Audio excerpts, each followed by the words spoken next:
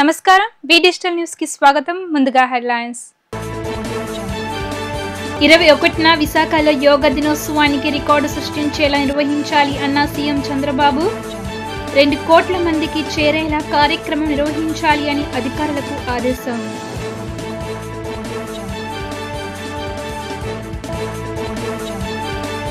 మచిలీపట్నంలో ఘనంగా Masula beach festival 2025 జ్యోతి ప్రజ్వలనతో కార్యక్రమాలను ప్రారంభించిన మంత్రులు కందుల దుర్గేష్, కొల్లు రవీంద్ర.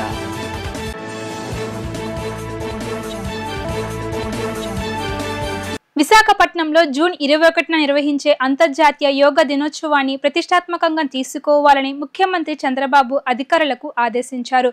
ప్రధాని మోదీ హాజరవుతున్న ఈ కార్యక్రమాన్ని అద్భుతంగా నిర్వహించి రాష్ట్రంలో యోగాభ్యాసానికి నాంది పలకాలని తెలిపారు. అంతర్జాతీయ యోగా దినోత్సవ కార్యక్రమాలపై ఉండవల్లిలోని నివాసంలో చంద్రబాబు అధికారులతో సమీక్షించారు. ఈ సందర్భంగా ఆయన మాట్లాడుతూ 11వ అంతర్జాతీయ యోగా దినోత్సవాన్ని రికార్డు సృష్టించేలా నిర్వహించాలి అన్నారు. కనీసం 2 కోట్ల మందికి ఈ కార్యక్రమం చేరాలి అని సూచించారు. 5 లక్షల మంది పాల్గొనేలా ఆర్కే బీచ్ నుంచి శ్రీకాకుళం బీచ్ వరకు అనుకూల ప్రాంతాలు అన్నిటిలో కార్యక్రమం నిర్వహించాలి అని దిశానిర్దేశం చేశారు. ఆర్కే బీచ్లో ప్రధాని కార్యక్రమం, ప్రజలు పాల్గొనే ప్రాంతాలు నిర్వహణపై సీఎం చంద్రబాబుకు అధికారులు ప్రజెంటేషన్ ఇచ్చారు. విశాఖపట్నంలో సుమారు 2.5 లక్షల మంది యోగాలో పాల్గొనేందుకు అధికారులు ఏర్పాట్లు చేశారు. 68 ప్రాంతాల్లో 2,58,948 మందికి యోగా సాధనకు అవకాశం కల్పిస్తున్నట్లు అధికారులు తెలిపారు. మంగేనపూడి బీచ్ లో ఇంత పెద్ద ఫెస్ట్ నిర్వహించడం గర్వంగా ఉందని మంత్రి కొల్లు రవీంద్ర వ్యాఖ్యానించారు. దక్షిణ భారతదేశంలోనే ఇది అతిపెద్ద ఫెస్ట్ అన్నారు. టూరిజం అభివృద్ధికి సీఎం చంద్రబాబు ఆలోచనలకు అనుగుణంగా అడుగులు వేస్తున్నామని ఆయన అన్నారు. కృష్ణా జిల్లా మచిలీపట్నంలో మసూలా బీచ్ ఫెస్టివల్ 2025 ఘనంగా ప్రారంభమైంది. పర్యాటక శాఖ మంత్రి కందుల దుర్గేష్, మైన్స్ అండ్ ఎక్సైజ్ శాఖ మంత్రి కొల్లు రవీంద్రలు బీచ్ ఫెస్టివల్ ను ప్రారంభించారు. ఈ సందర్భంగా మంత్రి కొల్లు రవీంద్ర మాట్లాడుతూ 2018లో బీచ్ ఫెస్టివల్ అత్యంత ఘనంగా నిర్వహించామని, కానీ గత పాలకులు దీనిని నాశనం చేశారు అని మండిపడ్డారు. బీచ్లోకి రావడానికి కూడా లేకుండా అడ్డుకున్నారని ఆగ్రహం వ్యక్తం చేశారు. రాష్ట్రంలో బీచ్ టూరిజం అభివృద్ధికి ఈ సభ ద్వారా తొలి అడుగు వేశామని అన్నారు. గేట్వే ఆఫ్ అమరావతిగా బందర్ను మార్చేందుకు ఈ ఫెస్ట్ ద్వారా అడుగులు వేశామని తెలిపారు. అమరావతిలోని అసెంబ్లీ నమూనాను ఫెస్టివల్ కు వచ్చే వారికి కనువిందు చేసేలా ఏర్పాట్లు చేశామని అన్నారు. 3 రోజుల పండుగల్లో adventure sports, paragliding, beach kabaddi, beach volleyball, kayaking సహా అనేక ఏర్పాట్లు చేశామని వెల్లడించారు. దేశంలో అన్ని రుచులు ఒకే చోట అందించబోతున్నామని తెలిపారు. హోటల్స్, రిసార్ట్స్ ఏర్పాటు చేసేందుకు ముందుకొచ్చే వారికి ప్రభుత్వం అండగా ఉంటుందని ఆయన భరోసా ఇచ్చారు. ఆలోచనతో, ముఖ్యమంత్రి గారి యొక్క ఆలోచనతో ఈ కార్యక్రమం చేయాలని చెప్పి ప్రథమంగా అనుకున్నాం. ఆ రోజున మనకున్నటువంటి అవకాశాలతో ఈ బీచ్ని డెవలప్ చేయడానికి 2014-19లో మరి ఇక్కడ అన్ని మౌలిక వసతులు కల్పించడానికి ప్రయత్నం చేసాం. అందులో భాగంగా ఇంటర్నల్ రోడ్స్ కానీ ఇవన్నీ కూడా ఏర్పాటు చేసాం. 2018లో బీచ్ ఫెస్టివల్ కండక్ట్ చేసుకున్నాం. తర్వాత ఇక్కడ టూరిజంకి రావడానికి చాలామంది ఇన్వెస్ట్ చేయడానికి రావడం జరిగింది. కానీ దురదృష్టం తర్వాత వచ్చినటువంటి ప్రభుత్వం దాన్ని పూర్తిగా బీచ్నే మూసేశారు.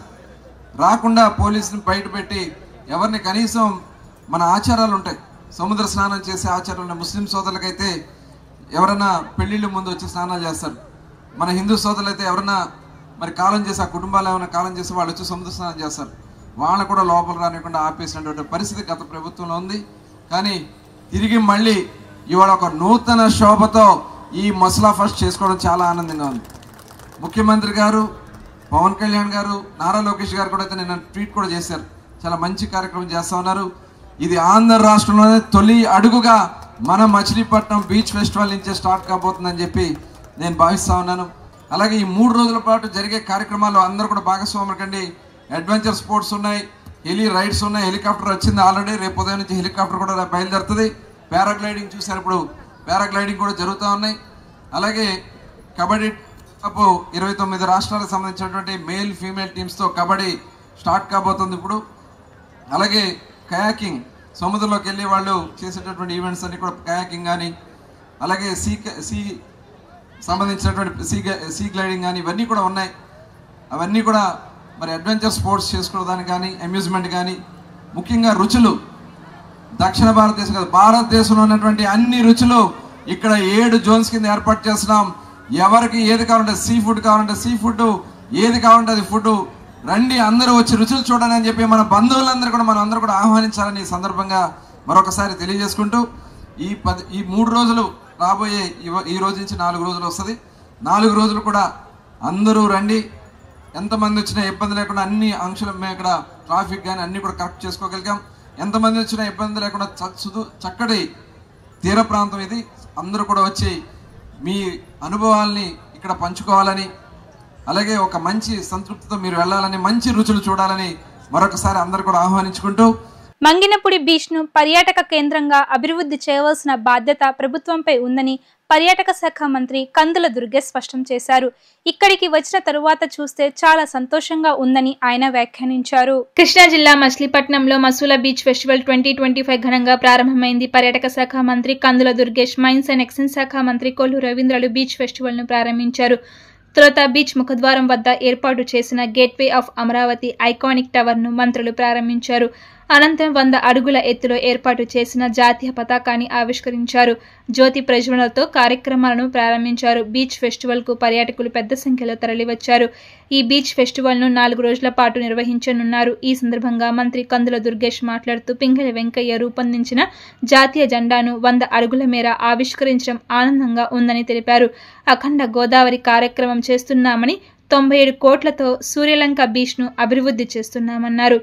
ఈ ఆర్థిక సంవత్సరం నుంచి రాష్ట్రంలో 5 పర్యాటక రంగ అభివృద్ధికి ప్రాజెక్టులు ఇస్తామని కేంద్ర పర్యాటక శాఖ మంత్రి హామీ ఇచ్చారని తెలిపారు.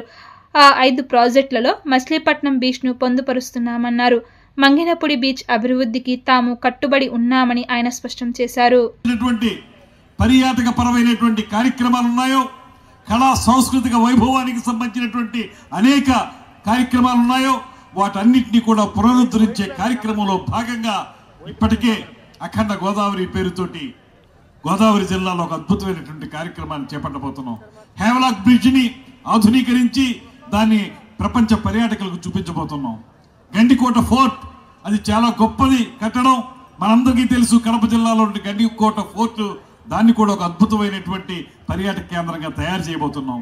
దాంతోపాటు మీ పక్కనే ఉన్నటువంటి సూర్యలంక బీచ్ను కూడా రమారమి 97 కోట్ల రూపాయలతోటి దాన్ని కూడా ఆధునీకరించి అద్భుతంగా తయారు చేయబోతున్నాం. అదేవిధంగా 100కి 100% మీకు మనవి చేస్తా ఉన్నాను, ఇంత అద్భుతమైనటువంటి ఈ మసూలా బీచ్ను కూడా ఖచ్చితంగా పర్యాటక కేంద్రంగా రూపొందించడానికి మేము సాయశక్తులా కృషి చేస్తామనేటువంటి మాటను కూడా మనవి చేస్తున్నాం. ఏ ధైర్యంతో ఈ మాట చెప్పగలుగుతున్నాం అంటే, మొన్న ఈ మధ్యకాలంలో మన యూనియన్ టూరిజం మినిస్టర్ గారు గజేంద్ర సింగ్ షెకావత్ గారిని కలిసినప్పుడు ఆయన చెప్పారు, నీకు ఏదైనా ఒక కార్యక్రమం మానించి సపోర్ట్ ఇవ్వడానికి మేము ముందుకు వచ్చే పరిస్థితులు ఉన్నాయి. కారణం, మేము ఏదైనా చెబితే వెంటనే డిపిఆర్ తయారు చేస్తున్నారు, తీసుకొచ్చి మాకు సబ్మిట్ చేస్తున్నారు. అందువల్ల మీకు వెంటనే ప్రోగ్రాంలు ఇస్తా ఉన్నాం. 2 ప్రాజెక్టులు ఇద్దాం అనుకున్నాం, 3 ఇచ్చాం ఈసారి అని చెప్పారు. దాంతోపాటు ఒక మాట ముందుకేసి ఆయన చెప్పింది, రేపు ఫైనాన్షియల్ ఇయర్ ప్రారంభం నుంచి, అంటే ఈ ఇయర్లో ఏప్రిల్ నుంచి ప్రారంభమైనటువంటి ఫైనాన్షియల్ ఇయర్లో మరో 2-3 ప్రాజెక్టులు ఇస్తాం. కనీసం ఒక 5-6 ప్రాజెక్టులు రెడీ చేసి పెట్టుకోండి, అందులో ఏదో ఒక 2 ప్రాజెక్టులు సాధించి పెడతామనేటువంటి మాట వారు చెప్పారు. ఇక్కడికి వచ్చిన తర్వాత నాకు అనిపించింది, ఆ ప్రాజెక్టుల్లో ఒకటి మన మసూలా బీచ్ కావాలనేటువంటి మాటను కూడా నేను పరిపూర్ణంగా నమ్ముతున్నాను. దీన్ని సాకారం చేయడానికి అజయ్ జైన్ గారు కూడా సంపూర్ణంగా సహకరిస్తారు. అదేవిధంగా మన ఎండి గారు వారు కూడా సహకరించి మేము అందరం కలిసి దీనికి ఒక మంచి డిపిఆర్ తయారు చేసి ఏదైతే కొల్లు రవీంద్ర గారు కలలు కంటున్నారో ఆ రకంగా ఈ ప్రాంతాన్ని సుందరీకరించే విషయంలో మేము ప్రత్యేకతను చూపిస్తామనేటువంటి మాట తెలియజేస్తున్నాం. దాంతోపాటు ఇవాళ మీరందరూ గమనించే ఉంటారు, ఈ రాష్ట్రంలో ఈ గడిచిన సంవత్సర కాలంలో అనేక పెద్ద హోటల్స్, రిసార్ట్స్ వస్తూ ఉన్నాయి. దానికి కారణం ఏంటంటే మన ముఖ్యమంత్రి గారు తీసుకున్నటువంటి ప్రత్యేకమైనటువంటి నిర్ణయం. మొట్టమొదటిగా ఆయన ఇండస్ట్రీకి ఏ రకమైనటువంటి స్టేటస్ ఉంటుందో, ఇన్సెంటివ్స్ ఉంటాయో, అదే రకమైనటువంటి పరిస్థితిని టూరిజం కూడా ఇచ్చే విధంగా ముఖ్యమంత్రి గారు తీసుకున్నటువంటి చొరవ ఇవాళ మనకు చాలా ఉపయోగపడుతుంది. రాష్ట్రంలో మాదక ద్రవ్యాలు రవాణాపై పోలీస్ యంత్రాంగం ఉక్కుపాదం మోపుతుందని డీసీపీ సరిత తెలిపారు. ఎప్పటికప్పుడు తనిఖీలు చేయడంతో పాటు రవాణా నిరోధించే చర్యలు చేపట్టామని చెప్పారు. డ్రగ్ ఫ్రీ స్టేట్గా చేయాలన్న ప్రభుత్వం ఆలోచనకు అనుగుణంగా పోలీసులు పనిచేస్తున్నారన్నారు. నగరంలో అక్రమంగా డ్రగ్స్ తరలిస్తున్న 3 ముఠా సభ్యులను పట్టమట పోలీసులు అరెస్ట్ చేశారు. వారి వద్ద నుండి సుమారు 2 లక్షల విలువ చేసే డ్రగ్స్ స్వాధీనం చేసుకున్నారు. ఈ సందర్భంగా నిర్వహించిన మీడియా సమావేశంలో డీసీపీ సరిత మాట్లాడుతూ వాహనాలు తనిఖీ సమయంలో 3 వ్యక్తులు డ్రగ్స్ తీసుకు వెళ్తున్నట్లు గుర్తించినట్లు చెప్పారు. ఏసీపీ దామోదర్, సిఐ పవన్ కిషోర్లు వారిని విచారణ చేసి అరెస్ట్ చేశారు అని తెలిపారు. 33 గ్రాముల డ్రగ్స్ వారి నుంచి స్వాధీనం చేసుకున్నామన్నారు. యూనివర్సిటీలో విద్యార్థులకు ఈ డ్రగ్స్ అమ్ముతున్నట్లు విచారణలో తేలిందన్నారు. ఇటువంటి డ్రగ్స్ రవాణా చేసిన, సేవించిన కఠిన చర్యలు ఉంటాయని హెచ్చరించారు. గంజాయి రవాణాపై ఇప్పటికే పీడీ యాక్ట్ కేసులు పెట్టామని, ఇప్పుడు కొత్తగా క్విట్ అండ్ పీటీ యాక్ట్ అమల్లోకి వచ్చిందని చెప్పారు. ప్రజలు కూడా ఈ తరహా అంశాలపై అవగాహన పెంచుకుని పోలీసులకు సహకారం అందించాలి అని ఆయన కోరారు.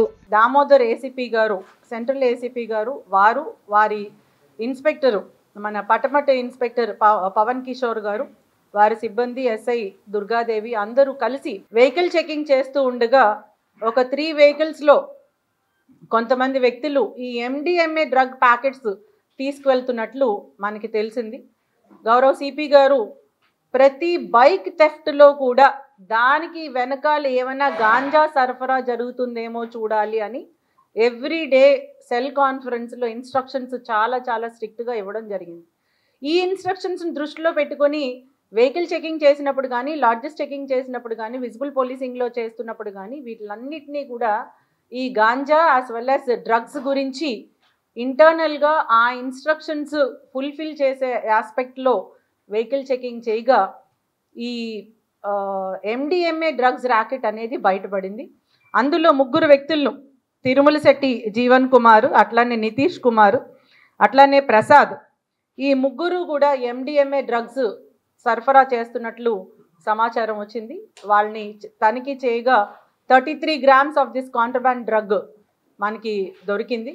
సో దీంట్లో కొన్ని లింకేజెస్ కూడా ఇప్పటి వరకు ఉన్నటువంటి ఇన్వెస్టిగేషన్లో తెలుస్తుంది. ఏంటంటే వీళ్ళు కొన్ని యూనివర్సిటీస్కి యూనివర్సిటీలో ఉన్నట్టు యూనివర్సిటీ ఇన్ ద సెన్స్ యూనివర్సిటీలో చదువుతున్నటువంటి స్టూడెంట్స్కి సరఫరా చేస్తున్నట్లుగా ప్రాథమికంగా మనకి ఇన్ఫర్మేషన్ వచ్చింది. సో దీంట్లో ఉన్నటువంటి ఇతర ఫార్వర్డ్ లింకేజెస్, బ్యాక్వర్డ్ లింకేజెస్ కూడా ఎస్టాబ్లిష్ చేయడం జరుగుతుంది. It is not the end of the day. ఈరోజు ఈ 3 రిమాండ్కి పంపించడం జరుగుతుంది. సో దీంతో ఈ కేసు ఆగిపోకుండా ఇది కంటిన్యూ అవుతుంది. Investigation crime number 287 of 2025 Patamata police స్టేషన్లో section 8 class C read with 22B of narcotic drugs and psychotropic substances యాక్ట్గా కేసు నమోదు చేయడం జరిగింది. వీళ్ళ 3 ఈరోజు రిమాండ్ చేయడం జరుగుతుంది. ఇన్వెస్టిగేషన్ ప్రిలిమినరీగా ఈ డ్రగ్స్ వీళ్ళు వేరే స్టేట్ నుంచి తీసుకొని వస్తున్నారు, ఢిల్లీ నుంచి తీసుకొని వస్తున్నారు. ఇది ట్రాకాన్ అండ్ DTDC కొరియర్ ద్వారా గిఫ్ట్ ప్యాకెట్స్ రూపంలో తీసుకొని రావడం జరుగుతుంది. అది బయటికి మాత్రం గిఫ్ట్ బాక్స్ లాగే కనిపిస్తుంది ఈ DTDC కొరియర్లో, కానీ లోపల ఓపెన్ చేస్తే MDMA డ్రగ్స్ ఉంటున్నాయి. ఈ డ్రగ్స్ని కొన్ని యూనివర్సిటీస్లో ఉన్నటువంటి స్టూడెంట్స్కి వీళ్ళు సరఫరా చేస్తున్నట్లు మనకి ప్రాథమికంగా తెలిసింది. So we will establish all forward and backward linkages. ఈ MDMA డ్రగ్సే మాత్రమే కాకుండా నార్కోటిక్స్ అండ్ సైకోట్రాపిక్ సబ్స్టెన్సెస్ మీద ఆంధ్రప్రదేశ్ పోలీస్ ఉక్కుపాదం మోపుతుంది అనటానికి ఇదొక నిదర్శనం. దీంట్లో ఎన్టీఆర్ కమిషనరేట్లో ఈ ఒక్క ఆస్పెక్ట్ కాకుండా మీడియా మిత్రులందరూ చూసే ఉంటారు, బైక్ థెఫ్ట్స్ రీసెంట్గా చాలా బైక్స్ రికవరీ చేయడం జరిగింది. ఈ బైక్స్ కూడా దానికి లింకేజ్ ఎస్టాబ్లిష్ చేస్తే చాలామంది ఈ బైక్స్ని వేరే ప్రాంతాలకు తీసుకెళ్ళి తద్వారా గాంజా సరఫరా చేస్తున్నారు, గాంజా తెచ్చుకుంటున్నారు అనేది కూడా మన గౌరవ సిపి గారి నేతృత్వంలో బయటపడినటువంటి issue. So all these put together we want to warn the public through media. మీ అందరి ద్వారా పబ్లిక్కి మేము ఇదొక స్ట్రాంగ్ వార్నింగ్. ఎటువంటి లాక్సిటీ ఉండదు.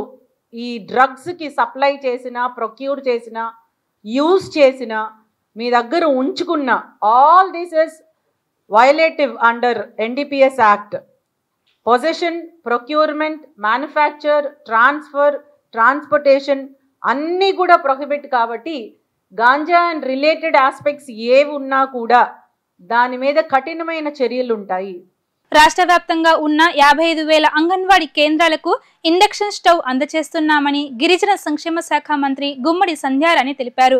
మినీ అంగన్వాడీలను పూర్తిస్థాయి అంగన్వాడీలుగా అప్గ్రేడ్ చేసేందుకు ముఖ్యమంత్రి చంద్రబాబుకు ప్రతిపాదన చేశామన్నారు. పిల్లల ఆరోగ్యమే ధ్యేయంగా పౌష్టిక ఆహారం, రోజు గుడ్డు, పాలు అందిస్తున్నామని తెలిపారు. విజయవాడలో ఎంపీ కేశినేని చిన్ని, ఎమ్మెల్యే గద్దె రామ్మోహన్ ఆధ్వర్యంలో అంగన్వాడీ కేంద్రాల్లో పనిచేసే సిబ్బందికి గ్యాస్ ఇండక్షన్ స్టవ్ను మంత్రి గుమ్మడి సంధ్యారాణి అందజేశారు. ఈ సందర్భంగా ఆమె మాట్లాడుతూ అంగన్వాడీ కేంద్రాల్లో గ్యాస్ సమస్య ఉందని, ఈ ఇండక్షన్ స్టవ్తో సమస్యను అధిగమించవచ్చని అన్నారు.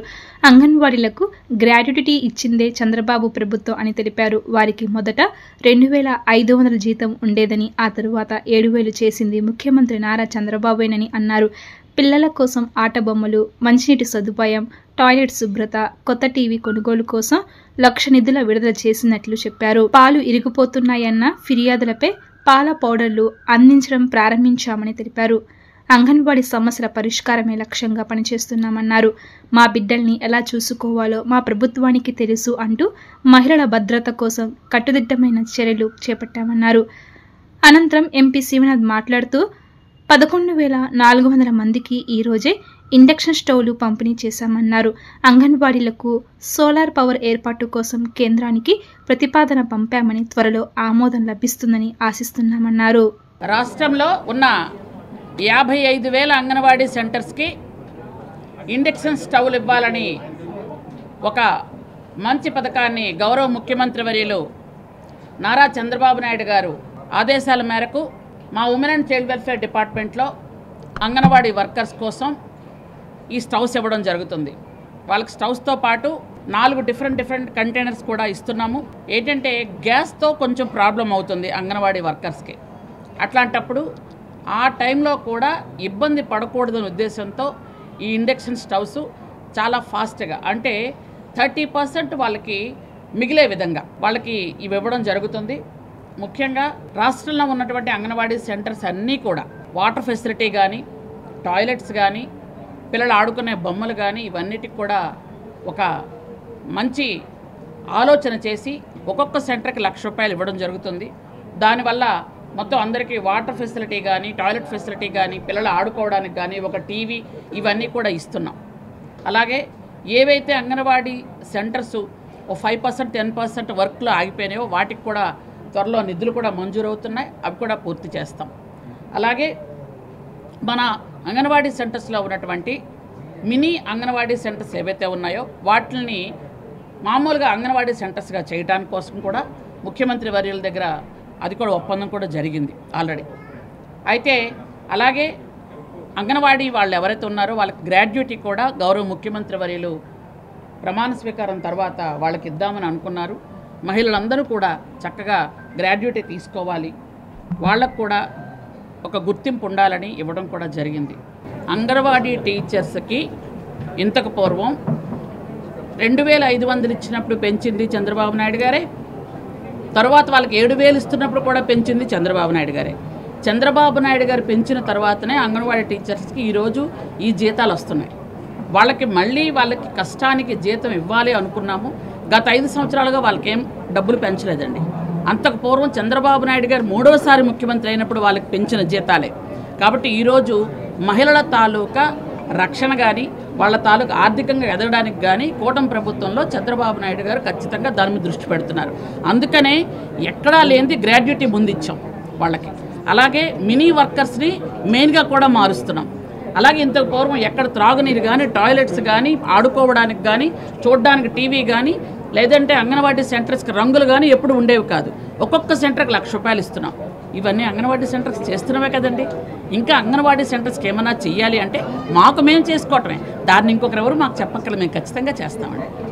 రాష్ట్రం మొత్తం 55,000 అంగన్వాడీ సెంటర్స్లో ప్రప్రథమంగా ఈరోజు నుంచి ఇండక్షన్ స్టవ్స్ ఇవ్వటం, ఈ కార్యక్రమంలో భాగంగా మంత్రి గారు సంధ్యారాణి గారితో పాటు నేను కానీ, గద్దె రామ్మోహన్ రావు కానీ, అధికారులు కానీ అందరం కలిసిగా పాల్గొంటున్నాం. సుమారు ఈరోజు 12,000 మందికి ఈ కార్యక్రమం ఇవ్వబోతున్నాం. నేను కూడా పార్లమెంట్ సభ్యుడిగా సుమారు ఇక్కడ ఉన్న 850 అంగన్వాడీ సెంటర్లకి కాంపౌండ్ వాళ్ళు కానీ, సోలార్ ఇది సిస్టమ్స్ ఇవ్వాలని గౌరవ కేంద్ర మంత్రి వారిని కోరటం జరిగింది.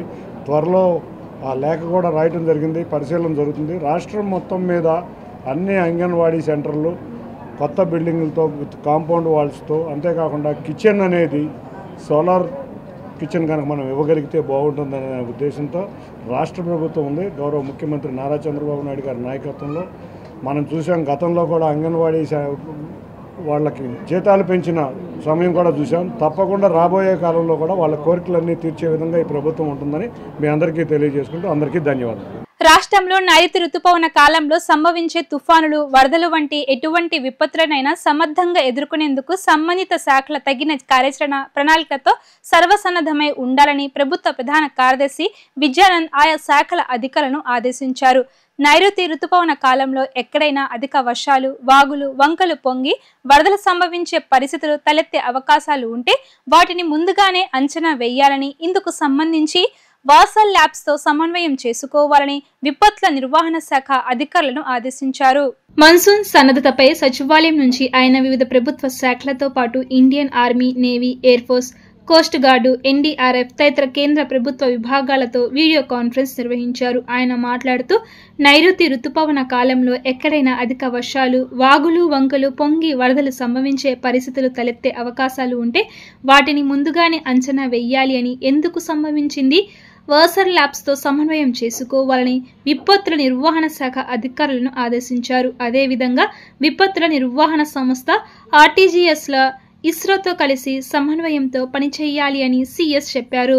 గంజాయి తాగి పోలీస్ కానిస్టేబుల్ పై హత్యాయత్నం, అమ్మాయిలపై రేపులు చేసేవారు జగన్ కు చిన్న పిల్లకాయలంట. ఆయన మాటల్లో ఏమైనా అర్థం ఉందా అని AP state aquaculture development authority chairman Anam Venkataramana Reddy మండిపడ్డారు. టీడీపీ కేంద్ర కార్యాలయంలో జరిగిన విలేకరుల సమావేశంలో ఆనం మాట్లాడుతూ తెనాలి పిల్లకాయలపై పెట్టిన కేసులు దొంగ కేసులని జగన్ అంటున్నాడు. మరి ఆ పిల్లకాయలపై పెట్టిన కేసుల్లో కొన్ని జగన్ హయాంలోనే పెట్టారు. అవి కూడా దొంగ కేసులేనా? రేప్ చేసిన వాడిని, విద్యార్థి మీద హత్యాయత్నం చేసిన వాడిని పరామర్శిస్తాడా? జగన్ రెడ్డికి సిగ్గుందా? జగన్ పై 31 కేసులు ఉన్నాయి. ఆ కేసుల విచారణ మొదలై 5,000 రోజులు అయింది. ఇప్పటికీ 3,452 సార్లు కోర్టులో వాయిదాలు తీసుకోవడం ప్రపంచంలో ఓ రికార్డు. లీగల్ ఫీజుల కోసమే జగన్ 6,904 కోట్లు ఖర్చు పెట్టాడు. ఇన్ని కేసులు ఎదుర్కొంటున్న జగన్ రెడ్డి ఎదురు చంద్రబాబును రోడ్డు మీద కొట్టాలంటూ మాట్లాడడానికి సిగ్గుండాలి. చంద్రబాబును రోడ్డుపై కొట్టాలంటున్నా నిన్ను ఎక్కడ కొట్టాలి, దేనితో కొట్టాలో కూడా చెప్పు జగన్ రెడ్డి అని ఆనం నిలదీశారు. ఆ రోజు బాబు గారిని ఏదంటే అది ఏది రోడ్లో కొట్టాలా, చంద్రబాబు గారిని రోడ్లో కొట్టాలా అనే మాట జగన్మోహన్ రెడ్డి నోట్లో నుంచి వచ్చింది. పాయింట్ ఈస్ ఇక్కడ మీరందరూ అర్థం చేసుకోవాల్సింది ఏంటంటే ఎవరితో పోల్చాడు సిబిఎన్ గారిని? తెనాలిలో 3 రౌడీ షీటర్లతో పోలుస్తాడు. 3 రౌడీ షీటర్లు పిల్లకాయలు. ఎవరో వాళ్ళ 3 పిల్లకాయలు, చిన్న చిన్న పిల్లలు అని ఈ తిక్కలోడు మాట్లాడతాడు జగన్మోహన్ రెడ్డి. ఒకడు 1 కేజీ గాంజాతో దొరికాడు. 1 కేజీ గాంజాతో దొరికినోడు పిల్లోడంట, చిన్న పిల్లోడు. ఒక అమ్మాయి ఒక ఆటో డ్రైవర్ మీద దాడి చేస్తే వాడు చిన్న పిల్లోడు. అమ్మాయిని రేప్ చేయబోతే వాడు చిన్న పిల్లోడు. ఒక ఆటో దొంగలిస్తే పట్టుకుంటే వాడు చిన్న పిల్లోడు. ఒక పోలీస్ కానిస్టేబుల్ మీద హత్యా ప్రయత్నం చేస్తే వాడు చిన్న పిల్లోడు. వాళ్ళ కోసం మా తిక్కలోడు వాళ్ళ కోసం తెనాలికి పోయి పరామర్శిస్తాడు. పరామర్శించింది కాకుండా చంద్రబాబు నాయుడుతో పోలుస్తాడు. ఈరోజు నేను అడుగుతున్నా, 1 సంవత్సరం అయింది నువ్వు ఓడిపోయి, ఈ సంవత్సరంలో అయినా మందులు తీసుకొని బాగవచ్చు కదా? ఈ సంవత్సరం అయిన తర్వాత అన్నా మందులు తీసుకొని బాగవచ్చు కదా? ఏమైంది జగన్మోహన్ రెడ్డి నీకు? నువ్వు మారవా? ఎవరితో ఎవరిని పోల్చాలో కూడా తెలియదా? గాంజాయి, అమ్మాయిల్ని రేపు, పోలీస్ కానిస్టేబుల్ హత్యా ప్రయత్నం చేస్తే వాళ్ళు చిన్న పిల్లకాయలు. నువ్వేంద్రే? ఈరోజు మేము అడుగుతున్నాం, నువ్వేంద్రే అని అడుగుతున్నాం. నువ్వు కూడా చిన్న పిల్లకాయడివా? నువ్వు కూడా ఒక చిన్న పిల్లకాయవా? వాళ్ళ కోసం తెనాలికి పోయి చీయం అన్నారు, చీ అన్నారు. ఏమైనా అర్థం ఉందా అని అడుగుతున్నా. అమ్మాయిని రేప్ చేసి ఒక పోలీస్ కానిస్టేబుల్ మీద హత్యా ప్రయత్నం చేస్తే పోలీసు వాళ్ళని తిడతావా? దొంగ కేసులను పెడతావా? చెప్తావా? కొన్ని కేసులు నీ సమయంలోనే జరిగినాయి. నువ్వు ఒక రౌడీ షీటర్ అని మీ వాళ్ళే నీ హయాంలోనే అతని మీద కేసులు పడ్డాయి. ఎంత పెద్ద లిస్ట్ ఉంది వాళ్ళ మీద. ఈరోజు ఒకటే అడుగుతున్నాం, చంద్రబాబు నాయుడిని రోడ్లో ఈ కేసుల కోసం కొట్టాలంటే నిన్ను దేంతో కొట్టాలి అని అడుగుతున్నాం. ఈ రోజు నిన్ను దేంతో కొట్టాలి? చెప్పుతో కొట్టాలా? చెప్పుతో కొట్టాలా? ఎందుకంటే ముగ్గురు హీనుళ్ళు, ముగ్గురు రౌడీ షీటర్లు, రేపులు, గంజాయి కేసుల్లో ఇరుక్కున్న వాళ్ళతో పోల్చి చంద్రబాబు నాయుడిని వాళ్ళలాగా లేడని చెప్పి రోడ్డు మీద వచ్చి కొట్టమంటావా బాబు గారిని? ఈరోజు మేము అడుగుతున్నాం, నీ గురించి మాట్లాడతాం, వాళ్ళ గురించి పక్కన పెట్టు. 31 కేసులు ఉన్నాయి నీ మీద. ఈడీ కేసులు 7, సిబిఐ కేసులు 11. ఇప్పుడు నిన్ను దేంతో కొట్టాలి అని అడుగుతున్నాం. చెప్పుతో కొట్టాలా లేదా? నువ్వే చెప్పని అడుగుతున్నావు. సరే, 3452 3452 టైమ్స్ నువ్వు కోర్టు అడ్జర్న్మెంట్ తీసుకున్నావు, కోర్టులో వాయిదాలు తీసుకున్నావు. దానికి నిన్ను చెప్పుతో కొట్టాలా? అది ఒక వరల్డ్ రికార్డ్. 3452 సార్లు కోర్టు కేసుల్లో వాయిదా తెచ్చుకున్న ఏకైక మగాడు హాఫ్ టికెట్. అది మగోడు కాదు, ఏకైక హాఫ్ టికెట్ జగన్మోహన్ రెడ్డి అని కూడా నేను మనవి చేస్తా ఉన్నా. పాత్ర ముగించే ముందు హెడ్లైన్స్ మరోసారి. 21న విశాఖలో యోగా దినోత్సవానికి రికార్డు సృష్టించేలా నిర్వహించాలి అన్న సీఎం చంద్రబాబు. 2 కోట్ల మందికి చేరేలా కార్యక్రమం నిర్వహించాలి అని అధికారులకు ఆదేశం.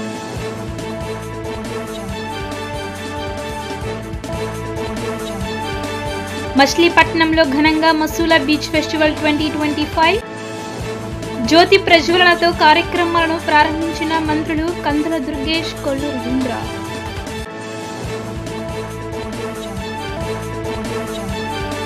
ఇవి ఇప్పటి వరకున్న అప్డేట్స్. కీప్ వాచింగ్ వి డిజిటల్ న్యూస్.